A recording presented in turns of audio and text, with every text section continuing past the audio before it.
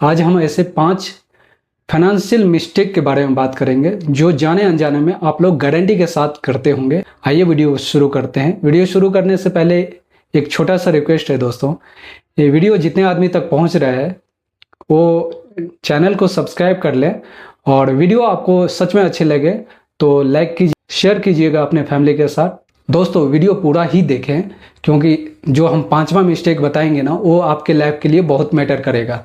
वो ऐसे मिस्टेक जो सब आदमी करते हैं, जाने अनजाने हर आदमी करता है वो मिस्टेक। दोस्तों हमें क्या होता है ना, सबसे पहले हम क्या करते हैं, पैसा अर्निंग करने का रास्ता ढूंढते हैं। जैसे ही वो रास्ता मिल जाता है पैसा अर्निंग करते हैं, और पैसा अर्निंग के साथ साथ हम अपने खर्चे को बढ़ा लेते हैं, और खर्चा बढ़ता है और हमें उस बात का जानकारी भी नहीं होता है कि हमारा खर्चा बढ़ रहा है। ये कैसे क्यों नहीं होता है? क्योंकि आजकल का जनरेशन जो है वो इस बातों को पे ध्यान ही नहीं देता है, ना उसका कोई बजटिंग होता है, ना कोई प्लानिंग होता है, जिसके कारण उसके लाइफ में मिस्टेक पे मिस्टेक होता रहता है। देखिए, ये मैटर नहीं करते हैं कि आप कितना पैसा कमा रहे हैं, ये बहुत मैटर करता है कि आप कितना पैसा बचा रहे हैं या आप उस पैसे को कैसे खर्च कर रहे हैं, ये ज़्यादा मैटर करता है। तो हम 5 टॉप जो मिस्टेक है, फाइनेंशियल मिस्टेक, उसको समझते हैं और उसका कंक्लूजन निकालने का कोशिश करते हैं। तो सबसे पहला जो है, सेविंग को इग्नोर करना।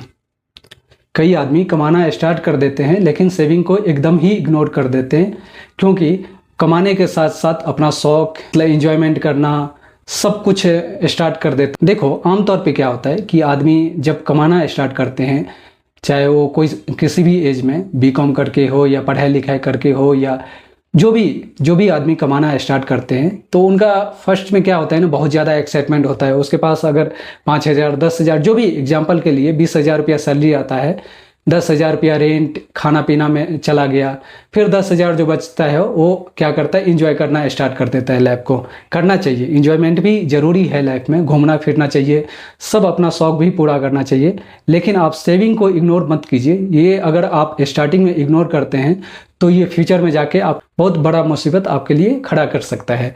इसीलिए कभी भी अपने सेविंग को इग्नोर ना करें। आप जितना कमाते हैं उसका कुछ ही % अर्निंग से बचा के सेविंग में डालिए। इसके लिए आप 2-3 अकाउंट खोल सकते हैं, जिसमें आप एक में सैलरी आने का रखिए, एक में इन्वेस्टमेंट का रखिए, इसमें सेविंग का रखिए।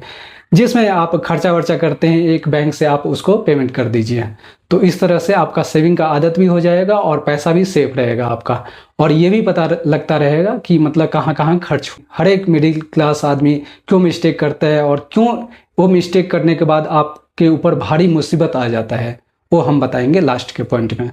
दूसरा जो हमारा फाइनेंशियल मिस्टेक है वो है इमरजेंसी फंड बिल्ड नहीं करना। दूसरा जो भारी मिस्टेक करते हैं आम आदमी, वो है इमरजेंसी फंड नहीं बनाना। देखिए दोस्तों, लाइफ जो है अनसर्टेन है, मतलब कभी भी कुछ भी हो सकता है। तो आपका जो सेकंड प्रायोरिटी होना ना लाइफ में, सेविंग के बाद इमरजेंसी फंड जरूरी है दोस्तों।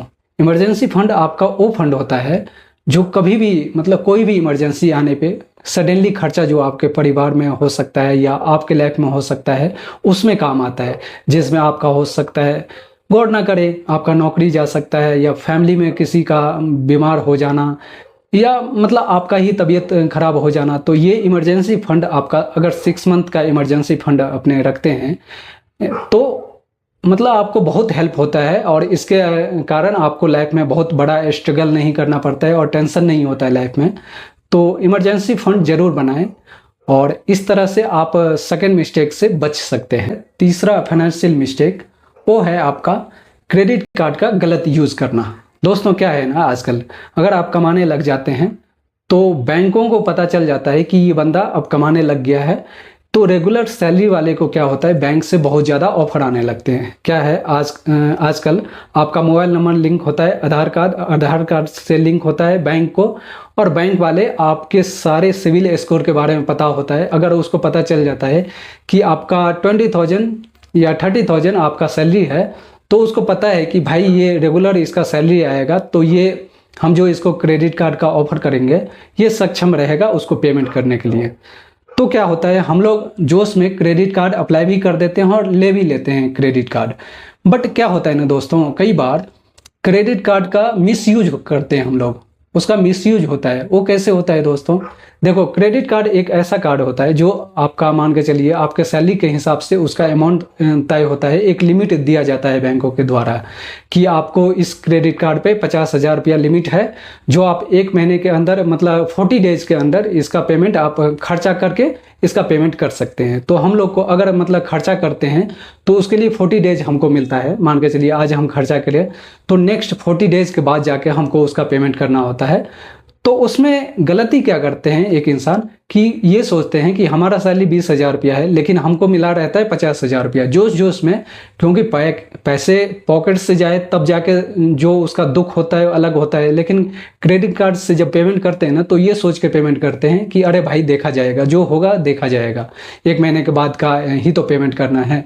तो हम जाने अनजाने उसका पेमेंट अपने शौक के लिए या अपने मतलब इंजॉयमेंट के लिए क्रेडिट कार्ड को स्वैप करके उसका पेमेंट कर देते हैं। बहुत इजी होता है पेमेंट करना। तो ये जो है बहुत बड़ा मिस्टेक है, और ख़ास करके हमारे मतलब इंडियन मिडिल क्लास के लिए ये एक मतलब बद्दुआ जैसे लग गया है। तो ऐसा बिल्कुल नहीं होना चाहिए। जो आपका क्रेडिट कार्ड का यूज हमेशा सोच समझ के करें। जितना आपका कैपेसिटी है कि आपको लगता है नेक्स्ट मंथ हमें पेमेंट करने से कोई मतलब हमारे फ्यूचर पे, हमारे आने वाले 2-4 महीने पे इफेक्ट नहीं करेगा, इसके हिसाब से ही आप उसका खर्च करें। अगर आपको क्रेडिट कार्ड के बारे में और भी जानना है तो आप हमें कमेंट्स करके बता सकते हैं, हम उसके ऊपर विस्तार से वीडियो बना देंगे और उसमें बहुत डिटेल्स में हम समझा देंगे कि कैसे कैसे मिस्टेक होते हैं और उसका अगर सही से यूज करें तो कितना बेनिफिट हो सकता है। आइए चौथे पॉइंट के बारे में बात करते हैं, जो ऑलमोस्ट आदमी ऐसे मिस्टेक करते ही करते हैं। तो बिना कोई नॉलेज के, बिना कोई सर्च के, बिना कोई मतलब काम किए स्टॉक के ऊपर या कोई भी इन्वेस्टमेंट जो बताते हैं मार्केट में, चाहे LIC हो गया, चाहे कोई रियल एस्टेट में इन्वेस्ट करना हो, गोल्ड में हो, किसी के भी बातों में आके आप कभी भी इन्वेस्टमेंट का ऐसे प्लान मत करना। आप खुद ही सर्च करो, कोई भी स्टॉक आपको पसंद आता है उस पर सर्च करो, उसको बढ़िया से जानो, क्या उसका यूज आप डेली लाइफ में करते हो, उसी स्टॉक को चुनो जो आपके मतलब डेली लाइफ में यूज होता हो। तो इस तरह से आप चौथे मिस्टेक से बच सकते हैं। दोस्तों, जैसे कि मैंने बताया था कि पांचवा मिस्टेक जो है बहुत ही इंपॉर्टेंट है और ये हमारे लाइफ को कितना इम्पेक्ट करता है हम उसको सीधा उदाहरण देते हैं। देखो, कई बार होता है दोस्तों, हम इंश्योरेंस को जो है इग्नोर करते हैं। इंश्योरेंस हमारे लाइफ में कितना इफेक्ट डालता है इसका आपको अंदाजा भी नहीं हो। किसी भी मिडिल क्लास का उदाहरण ले लेते हैं। एक्सीडेंट हो गया किसी का और मान के चलिए इंश्योरेंस उसके पास नहीं है, तो हॉस्पिटल अगर बाय चांस चले गए हो, किसी प्राइवेट हॉस्पिटल या किसी भी गवर्नमेंट हॉस्पिटल, कहीं पर भी चले गए, तो सोच लीजिए बिल का इतना बड़ा लंबा लेके आएगा आपके सामने और बोल आपका टोटल जो खर्चा है, मेडिकल खर्चा या हॉस्पिटल में भर्ती होने का खर्चा या जो भी तरह का खर्चा है, वो आपका करीब 2 लाख रुपया है। तो सोचो, अभी जो आप 4 साल, 10 साल या 2 साल से कमाए हो, वो पैसा मतलब एक ही बार में ख़त्म हो जाता है। तो समझ सकते हैं ये कितनी बड़ी मिस्टेक है आपके लाइफ में।